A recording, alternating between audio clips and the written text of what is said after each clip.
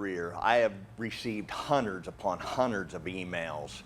And one of the most popular emails in all the mixed bag that I receive has to do with, Les, how did you get started in television? How did you become a TV personality? And how do you get a hunt for a living? That's a very complex question. And it receives a very complex answer because it didn't just start one night. I didn't just wake up and somebody come up to me and says, hey, I'll give you a couple $100,000 if you'll be my TV host. It doesn't work like that. The thing about it is, it all started at a young age, and it started with some passion. My passion was in the outdoors. And the passion even began a little bit before that, was when I was being taught how to hunt, how to trap, how to fish. And it started with my grandfather. It was in the upbringing that I had, and I spent so much time in the outdoors. And to make it even more complex is the fact that whenever I graduated high school, I went to college. I received a degree from the University of Nebraska in animal science. And from there, I was a custom wheat harvester. So I traveled around the Midwest harvesting wheat. But all summer long, I'd be traveling across the Midwest. I'd be looking at all these places I wanted to call coyotes. I just loved wildlife. And that's where it all began. Just to say it's a simple answer, no, it's not.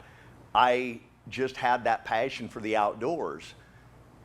But even before that, before I got to television, I started competing in what was called coyote calling competitions. And with those competitions, I traveled all over the Midwest, Wyoming, Nevada, Utah, Colorado, New Mexico, Arizona. So I was traveling everywhere calling predators. And the pinnacle of my career was in 1999. I won what was called the Triple Crown Championship in coyote calling. And after that time, I still competed in hunts, coyote calling competitions, but I wasn't as aggressive because I feel like in my lifetime, I hit a pinnacle of what I wanted to succeed to do. I wanted to see how I compared to other predator callers out in the field. Predator calling is not just sitting down, blowing on a call, a coyote runs in and you shoot it. It's way more complicated than that. You have to find your area to hunt. You have to go out and scout, and you have to gain landowner permission. You have to be a good marksman. You've got to learn how to set up to call those coyotes in. Throughout the course of my years in 1999, I felt like that was where I finally hit the highest mark that I've ever hit in my lifetime when I won the Triple Crown Championship. But going back to the television show, how I got to where I am today, I spent time out in the field, and I felt like I'd learned so much about the animal I was hunting. I'm still learning today, but my knowledge was high, and it peaked to a point where I was very confident. So after 1999, I'd met so many people in the travels that I had throughout the states. And in coyote calling competitions, you meet so many people and they become friends of yours because you all share a passion. You love hunting coyotes, calling coyotes. So you share that bond, and pretty soon you're friends with guys in Utah, and you're friends with guys in Alaska that come down, and in North Dakota and Colorado, and you're just overwhelmed with all the friends that you have. I became close friends with a particular person, and this guy was just getting into predator calling a few years prior to me winning the Triple Crown Championship. So I'd been calling coyotes for quite a long time, and he was just getting into the sport. So this gentleman, he pushed me. He come to my house, he wanted to go hunting with me. I never took nobody hunting with me because I didn't feel like I had a secret weapon, if you will. I'm gonna blow on this call, and I guarantee you there's gonna be a coyote come in. It doesn't work like that. It's where you have to combine so many things, and I like to think I'm a very analytical thinker. I get really into it when I'm calling predators. Like I'm thinking, okay, they're over there, we've got to go around over here, we've got to set up over there. I get really in depth in my thinking. And this gentleman wanted to go with me so bad, and I kept telling him no, because I just didn't want to take somebody for fear that I would let them down and let myself down, that I couldn't even call in a coyote. So I've never been one to just say, hey, come with me. You know, I've got the secret spots, I've got the secret call. I know how to do it. No, I've never been that way.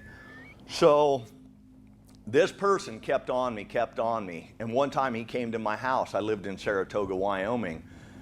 He laid carpet for a living. And he come to my house and he said, and this was probably third or fourth time, he said, hey, will you take me coyote calling? And I said, you know, I've told you this before, I don't have nothing to show. I'm a very simple hunter. I don't have the secret call that you think I do, and I just hunt hard. I hunt really, really hard. I give it 110%. After I said that, he said, tell you what, I'll make you a deal. And I said, what's the deal? He said, if you take me coyote calling one day, I'll lay brand new carpet on the whole main level of your house. And it won't just be any carpet. It'll be the best, most soft, most plush, light colored carpet that you've ever seen. And I couldn't turn that down. That's $2,000 to $4,000. And I felt like, you know, if this guy wants to do it this bad, I will take him. And so I took him. And I had one stipulation. I said, now that we've agreed on a trade, I want to tell you that I want something from you in return. And he said, what's that? And I said, at the end of the day, no matter how terrible of a day we have, if we don't even see a coyote, I want you to tell me what you've learned over and above what you knew on calling predators. So we went out that next day. We left. We get about an hour and a half from home. It's very windy. It was 40-mile-an-hour wind all day. Worked our tail off. It was very cold too. It was middle of winter in Wyoming, wind blowing hard. It was probably 10 to 20 below zero with the wind chill. I managed to kill 3 coyotes that day. Called all of them in, 2 big males and 1 younger coyote, 1 pup, I would call it. And the last stand of the evening, I get into a spot and I sneak in there. He's right behind me. We get in there, we get set up, and we sit down, and all of a sudden I feel the wind hit me on the back of the neck, and I'm just like, man, my sixth sense is telling me we can't sit right here, we got to get up and move. So I get up and I go over to him and I said, we can't sit right here. We've got to go back behind us because the wind's starting to switch on us. We got to go back the other way about 150, 200 yards so we can see. So we go back the other way. We get set down, and I saw some antelope off in the distance, probably 3/4 of a mile away, going off of a hill towards where we were going to call. And seeing those antelope, I made a sound, a coyote in distress sound, and I ki-eyed, and then I started just bah, bah, making it sound like an antelope distress. And right after that first series, there's a real high hill in front of us, and you would call it just a mini mountain. It was just real sheer high and real steep. It's an excellent bedding area for coyotes. They bed up high so they can see anything that's coming at them, and they love sitting up high. So they're up on the side of the hill. Well, a coyote started howling straight ahead of us on that high ridge, but it wasn't on top of the ridge, it was down off the side of the ridge. And it was just a lone male howl. Ooh. And I thought, you heard me. And you're just letting everybody know that you're over there, and he's intimidated. He's not really intimidated, he's upset. And the person that was doing the calling, me, should be intimidated. So I messed with that coyote a little bit more. I started ki-yiing again, and I started bah, bah, bah. And I didn't do it very long. Pretty soon, I see these antelope just running.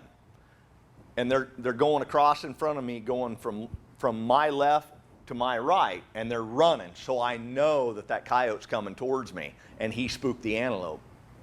A little bit later, before the coyote shows up, I turned and told the partner with me, I said, he's going to show up right here on the hill in front of us, that bald hill. About 350 yards, there was a bare knob up there. Like clockwork, boom, there stands a big old coyote. He's filming for me. That's another thing I didn't tell you. He wanted to video this, so I'm letting him video, and I'm doing the calling and shooting.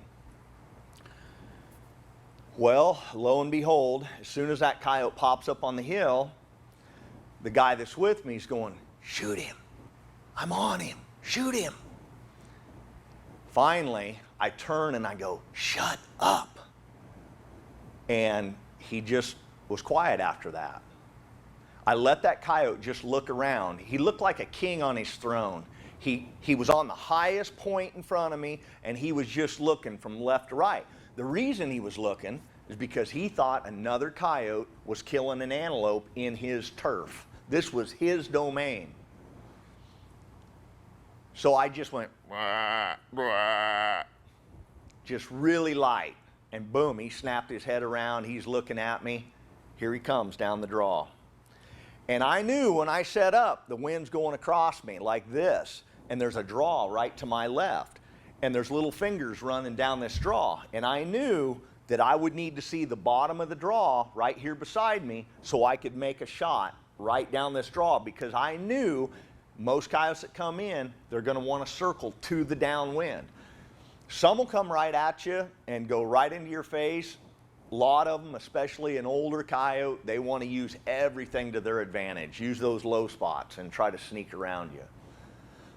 Well, that coyote breaks off the hill, he's coming in, and I see him going down the draw, and there's hills in my way, so I'd see him for a few seconds, and boom, he'd go behind a hill. Right when he'd go behind it, I'd slowly move my rifle around. But I knew he was going to have to end up right here before I could shoot, so I turned my gun, and I just laid prone. I was laying on my belly. Pretty soon, he just walked through it, and he's trotting. I don't have to call. I don't have to make a peep, because he just continues to go. So as soon as he gets straight down below me, I have my rifle up, and he comes out from behind the hill, and all I did was go. He stopped dead in his tracks because he heard that new sound. Whop, drilled him, and it was right at dark. We get back to the pickup, we are froze. My boots are froze rock solid. I felt like I had clubs on each feet. We're absolutely froze. So cold that day. Get back to the pickup, we're headed back home, the heater's cranked, and it's just dead quiet in the pickup. We had a heck of a day. We killed 3 coyotes, 2 big smart males. We're driving back. Finally, I just said, what do you feel like you learned today? What was the most valuable thing? And all he did instantly was just let out a sigh. He went, phew. So I knew that I overwhelmed him from the day. I knew that he learned a lot. That was my take on it. And that's exactly what he said. He said, man, I learned so much today. And I said, what was the most valuable thing that you learned today? And he said, I drive by everything that you call. Meaning, his eyes doesn't think it's good enough. His eyes thought, there's no way there's a coyote out there. I look at it totally different than him, and I thought there was coyotes out there. So we would set up, we'd call, we'd have good luck. The moral of all this is that guy became a pretty good friend of mine, and he's the guy that started pushing me to have a television show. He's the guy that wouldn't get off it. He kept saying, Les, you need to start a TV show. And I said, his name was Don. I said, Don, I don't want no part of it. I'm an introvert. I just don't want to be on TV. My ego doesn't need that. I don't need to be on TV. And he said, Les, you're such a good teacher. You don't realize it, but you're such a good teacher. And I said, I don't know about that. I said, teachers have got to get up in front of a classroom and talk. And I'm not good at that because I get so nervous and I'm shy and I'm this and I'm that. And he said, you need to pursue this. And he said, I'll help you with a name. Believe it or not, he's the guy that come up with Predator Quest. He's the guy that came up with the name. I'm the guy, after he pushed me to have a name like that, I'm like, that is pretty cool. I love the sound of that. I was the guy who came up with the eyes or the logo. So Don pushed me to have a TV show, but it doesn't all stop right there. It just gets even more complicated because now you're pursuing something. Now once you decide you want to go with a television show, you film what's called a pilot. A pilot is you've got to basically edit one episode and you've got to send it off to a TV network and they've got to let you know if they will actually accept you as a TV show. I didn't know what I was doing. I had no idea what I needed to do. So I start looking on the internet. I start making phone calls and I submitted a pilot to Men's Channel. Men's Channel went under years ago. I submitted a pilot to Men's Channel. I submitted a pilot to Sportsman's Channel. I submitted a pilot to Wild TV in Canada. And after I submitted it, 2 of them just said, yeah, we'll take the show. We'll take the show. And one of them said, you make 2 or 3 minor changes and we'll take your show. And I was like, oh boy. I don't even know if I want to do this or not. This is really starting to get me nervous. So I tell my friend, Don, and he's like, I think you ought to go for it. And I'm like, man, how do you get the money? How do you, because it's not free. And that's one of the misconceptions with everybody who talks to me. They think that somebody's just going to go, yeah, we'll give you 50 grand, you promote our product, and we'll send you 2 semi-loads of stuff. You just use our stuff, promote us, and we'll gladly sponsor you. It does not work like that. Number one, what I can tell you is you've got to be in the industry for a while before they'll ever even look at you. Because why are they going to invest money with somebody they know nothing about? You may have felony charges, you may have DUIs, you may have a reputation that's following you around. A big name company is not going to put their name on you, a stamp of approval, if you will. So why would they want to sponsor you? How can you sell yourself to a sponsor? I had to be in the industry. I had to go to the NRA convention, the SHOT Show. I had to go to these shows and go to the marketing directors of the company, marketing managers, and introduce myself, hand them a DVD, here's what I'm doing. Most of them take the DVD, you walk out, right in the trash. You spend a lot of time and money doing this stuff, they don't have time to watch it. They are so busy, they are so work-logged that they've got more important things to do than see who the new upcoming star is going to be or who thinks they're going to be the up-and-coming star. So I went to all these trade shows, spent my own money. Motels, very expensive. Travel, very expensive. I'm not working, so that's very expensive. You go to these shows, you introduce yourselves. In the meantime, I signed contracts with Sportsman's Channel, Wild TV. So I've got to bring in money. How do I bring in money? How do I pay these networks?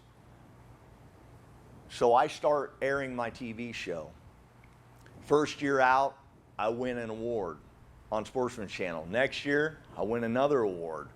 A couple years later, I win another award. Predator calling, nobody knew nothing about it in the television industry. I was the first guy to have a television show on predator calling.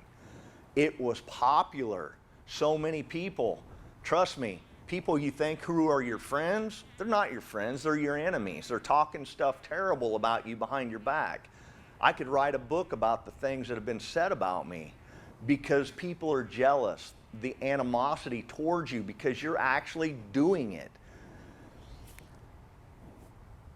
In 2008, 2009, I had my banknotes called on me.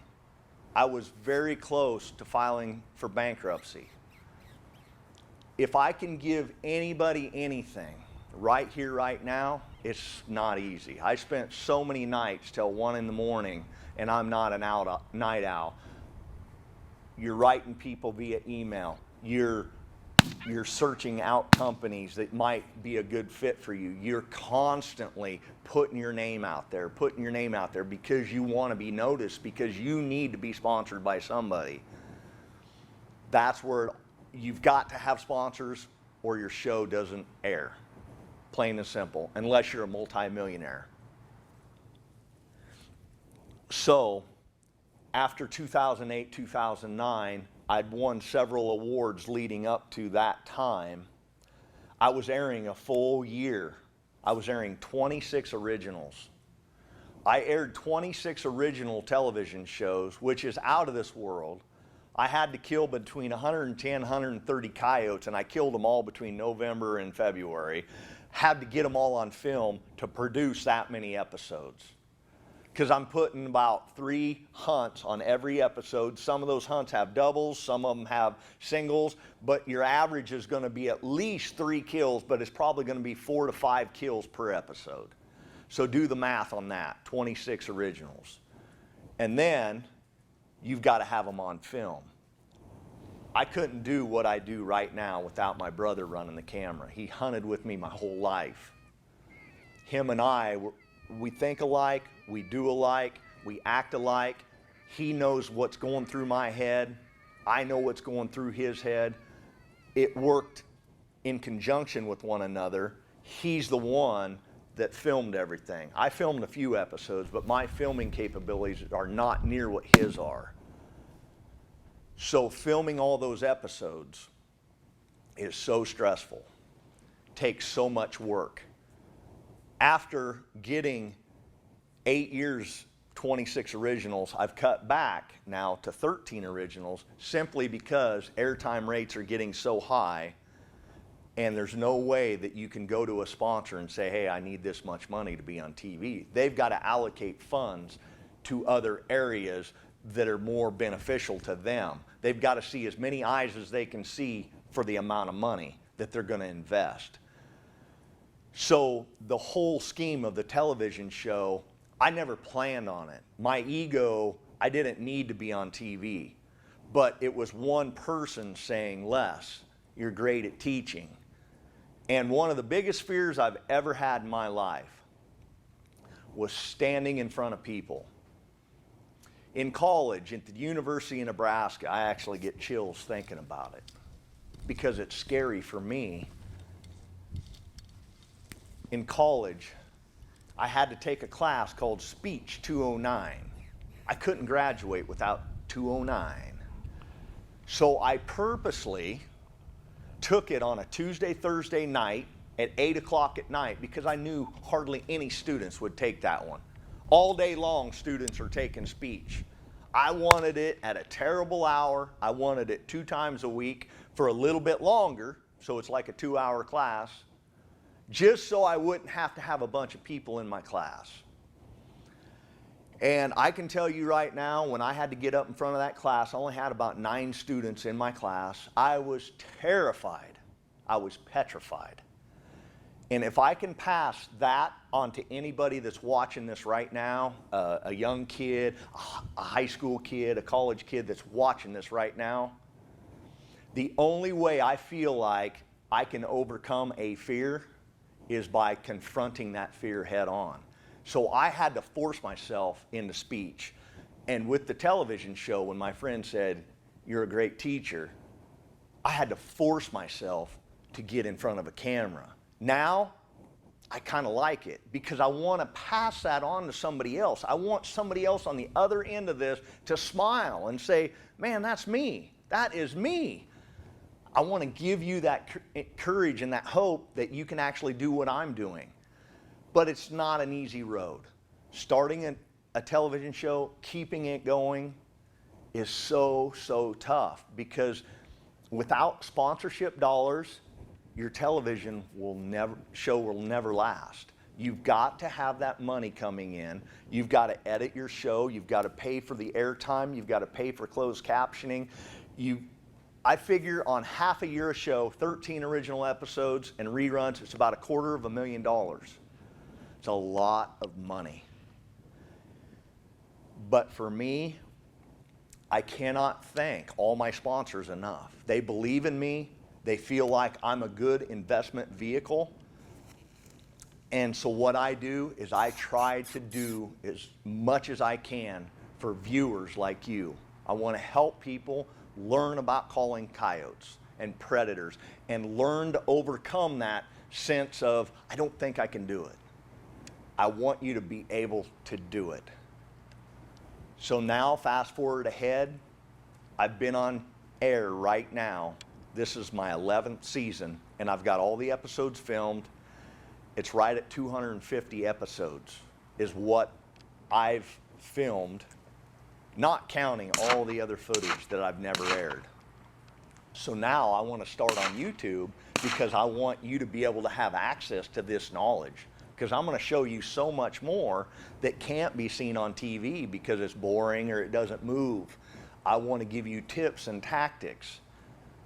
So I can't thank my friend enough for pushing me to get me to where I am today. I cannot thank my brother Jeff enough for filming, and my parents for believing in me, and all the fans out there that are viewing this. If you like this video, click the like button. If you have a comment, put it down below. I'll try my hardest to answer it. And if you feel like this is something you want to be involved with, hit the subscribe button. I want to teach you, I want to help you, and I want to do whatever I can. And if you want to see my best day ever calling coyotes, I just did it this year. My best day ever, personal best. 16 coyotes in one day, calling and killing. 12 up, only made 12 stands to get those 16. I only had 2 dry stands. I had total of 14 coyote calling stands to kill 16 coyotes. Click on the video right here. You can watch that. Thank you, and I hope you subscribe to my channel.